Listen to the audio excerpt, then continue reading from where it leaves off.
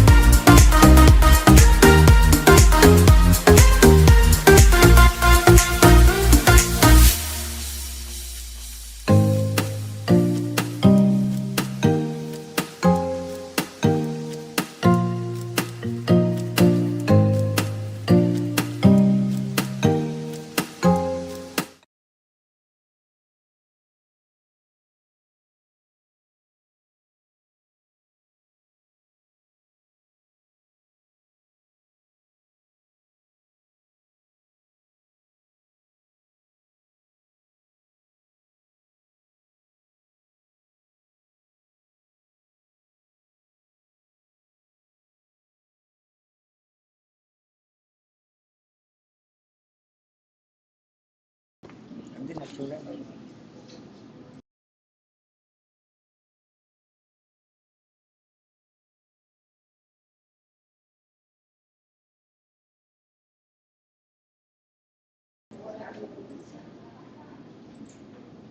Okay na.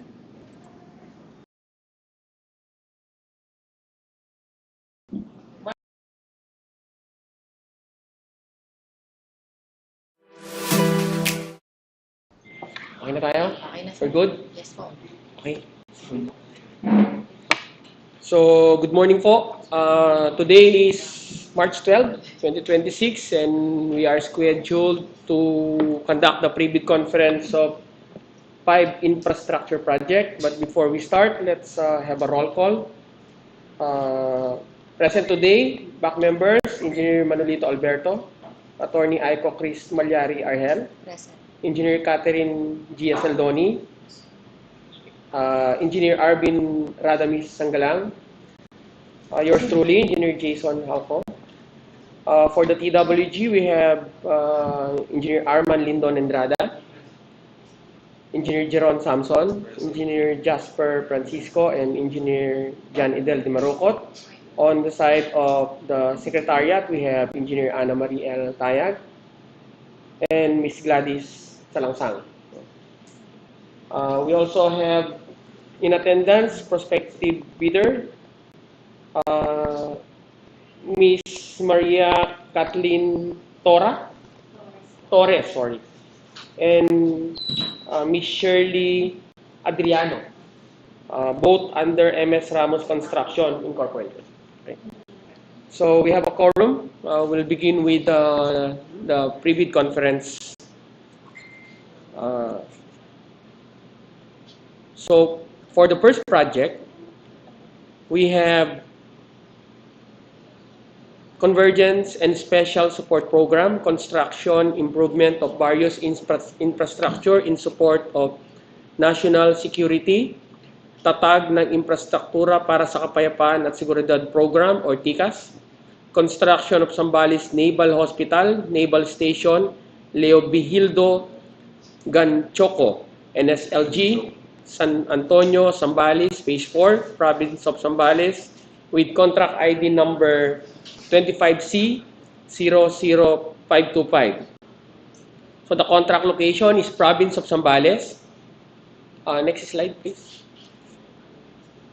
Next slide. Next slide. Yeah. So the contract location is Province of Zambales. The scope of work is building. The approved budget for the contract is 57,898,588 pesos and 13 centavos.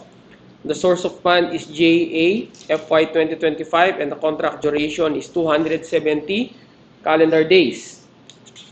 For this contract, the bidding document is at 50,000.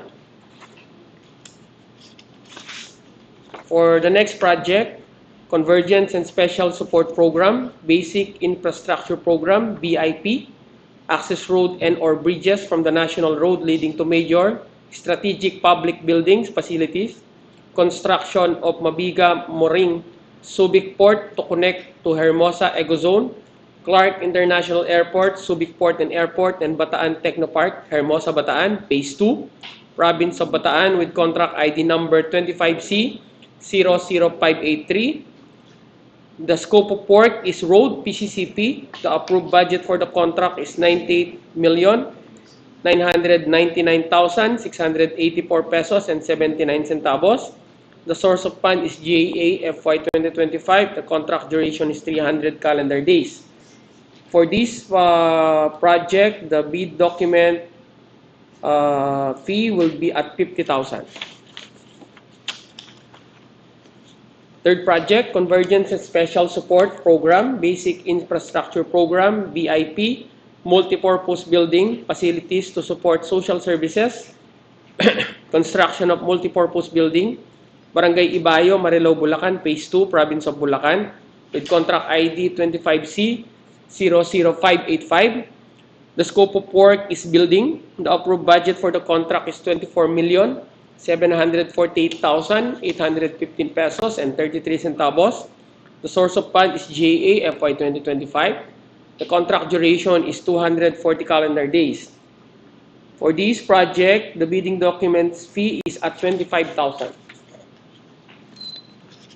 Fourth project, Convergence and Special Support Program, Basic Infrastructure Program, BIP, Multipurpose Building, Facility to Support Social Services. 1. Construction of multipurpose building at Barangay Bagbagin, Santa Maria, Bulacan. 2 is construction of multipurpose building at Barangay Katmon, Santa Maria, Bulacan.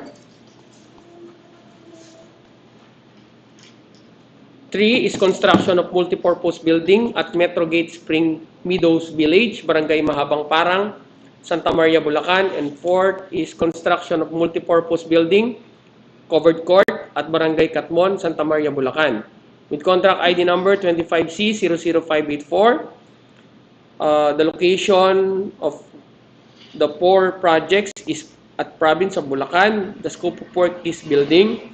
The approved budget for the contract is 69,299,709 pesos and 1 centavo. The source of fund is GA FY 2025. The contract duration is 240 calendar days. Next. For this contract, prospective bidder should check the breakdown of ABC for each project. So for project number 1, construction of multipurpose building at Barangay Bagbagin, Santa Maria, Bulacan, the ABC or the approved budget for the contract is 19,799,925 pesos and 93 centavos. 2. The construction of multipurpose building at Barangay Katmon, Santa Maria, Bulacan, the ABC is 19,799,932 pesos and 65 centavos. 3. The construction of multipurpose building at Metrogate Spring Meadows Village, Barangay Mahabang Parang, Santa Maria, Bulacan. The ABC is 14,849,856 pesos and 11 centavos. And 4. The construction of multipurpose building, open close parenthesis, covered court at Barangay Katmon, Santa Maria, Bulacan. The ABC is 14,849,994 pesos and 32 centavos with a total ABC of 69,299,709 pesos and 1 centavo. So for this project, the bidding documents fee is at 50,000.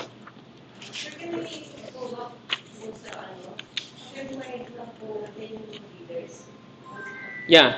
So, reminder, bidders will bid for the entire contract or the prospective bidders who will bid for the entire contract. However, bid of each project shall not exceed the ABC for each project. That's why we specify that each project have a different approved budget for the contract.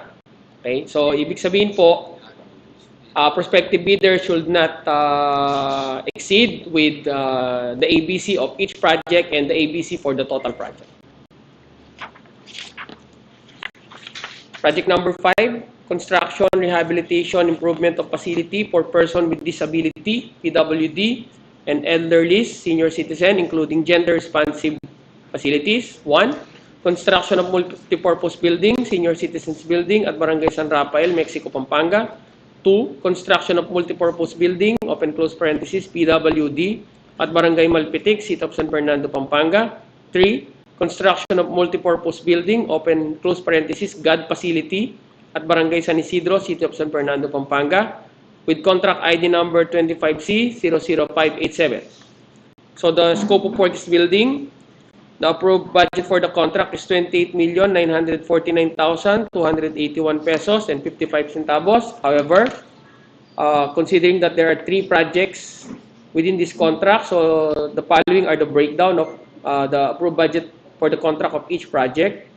For project number 1, construction of multipurpose building, senior citizen building at Barangay San Rafael, Mexico, the approved budget for the contract is 9,649,877 pesos and 64 centavos. 2. Construction of multipurpose building, open close parenthesis, PWD at Barangay Malpitic, City of San Fernando, Pampanga, with an approve a budget for the contract of 9,649,664 pesos and 73 centavos. And 3, the construction of multipurpose building, God facility at Barangay San Isidro, City of San Fernando, Pampanga.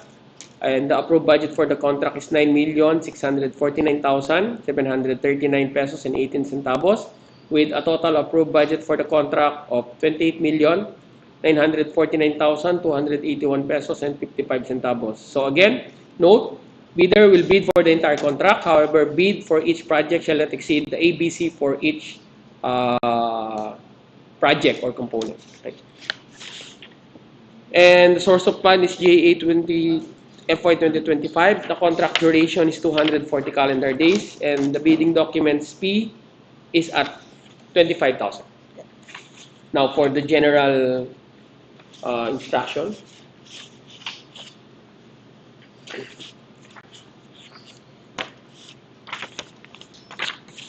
So completion of the work is required within the specified contract duration. Bidders should have completed within 10 years from the date of submission and receipt of bids a contract similar to the project. The description of an eligible bidder is contained in the bidding document, particularly in Section 2, Instruction to Bidders. Bidding will be conducted through competitive bidding procedures using a non-discretionary pass or fail criterion as specified in the IRR, otherwise known as the New Government Procurement Act, open close parenthesis, NGPA. The contract shall be awarded to the lowest calculated responsive bidder, or the LCRB, who was determined as such during post-qualification. So bidding is restricted to Filipino citizen, sole proprietorship, cooperatives and partnership or organization with at least 60% interest or outstanding capital stock belonging to citizen of the Philippines. Interested bidders may obtain further information from DPWH Regional Office Number 3 and inspect the bidding document at the address given below from 8 a.m. to 5 p.m. So a complete set of bidding document may be acquired by interested bidders until March 24, 2026 from the address below and upon payment of the applicable fee for the bidding document pursuant to the latest guidelines issued by the GPPB. It may also be downloaded free of charge from the website of the Philippine Government Electronic Procurement System, or the PhilGEPS, and the website of the procuring entity, provided that bidders shall pay the applicable fee for the bidding documents not later than the submission of their bid. So the DPWH Regional Office Number 3, bids must be duly received by the Bids and Awards Committee, Secretariat, manual submission at the address indicated below, or 2, for electronic submission at electronicsbids_R3 at dpwh.gov.ph on or before March 24, 2026 at 10 a.m. Late bids shall not be accepted. All bids must be accompanied by a bid security in any of the acceptable forms and in the amount stated in the ITB Clause 16. Bid opening shall be on March 24, 2026 at 10 a.m. at Bidding Room, 2nd floor, DPWH Regional Office 3, Building, Sindalan, City of San Fernando, Pampanga, and or via Zoom, live stream on YouTube, www.youtube.com/@dpwh.ro.3. Bids will be open in the presence of the bidder's representative who choose to attend the activity. All bids shall be accompanied by a sworn statement of no relation as required by Section 81 of the IRR of RA 12009, declaring that the bidder and its board, partners, officers is not related by consanguinity or affinity after the third civil degree to the head of the procuring entity, member of the BAC, TWG, BAC Secretariat, the head of the PMO or the end user unit, project consultant, or procurement agent of the procuring entity. In addition, bidders shall submit a disclosure of beneficial ownership in accordance with Section 81 and 82 of the IRR of RA 12009. Prospective bidders should be registered with and classified by the Philippine Contractors Accreditation Board, PCAB, with PCAB license for project number 1, category of B, medium A. For project number 2, category B for medium A. For project number 3,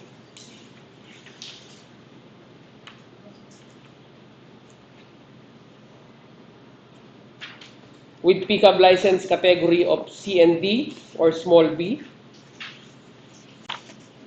For project number 4,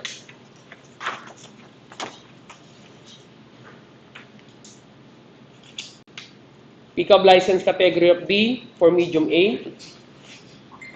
And for project number 5, with pickup license category of C and D for small b. So for category B or for medium A, they should have an ISO 9001-2015 certification or its latest version as applicable. For large A, medium B, and medium A, contractor in the procurement of infrastructure project of the department or under DO 110 series of 2024. While for project number 3 and number, next slide, number 5. So for project number 3 and number 5, ISO is not required. Okay. So contractor applicants who wish to participate in the bidding are encouraged to enroll in the DPWH Civil Work Application or the CWA at the DPWH Procurement Service or the PRS, 5th floor, DPWH Building, Bonifacio Drive, Port Area, Manila. While those already enrolled shall keep their record current and updated, the contractor's eligibility to bid on the project will be determined using the DPWH Contractor Profile Eligibility Process or CPEP and subject to further post-qualification. Information on registration can be obtained from the PRS during working weekdays from 7 a.m. to 4 p.m. or at the DPWH website www.dpwh.gov.ph. The DPWH Regional Office Number 3 reserves the right to reject any and all bids, declare a failure of bidding, or not award the contract at any time prior to contract award in accordance with Section 70 of RA number 12009 without thereby incurring any liability to the affected bidder or bidders. Okay? So for further information, you can contact us through our back secretariat, Engineer Ana Marie L.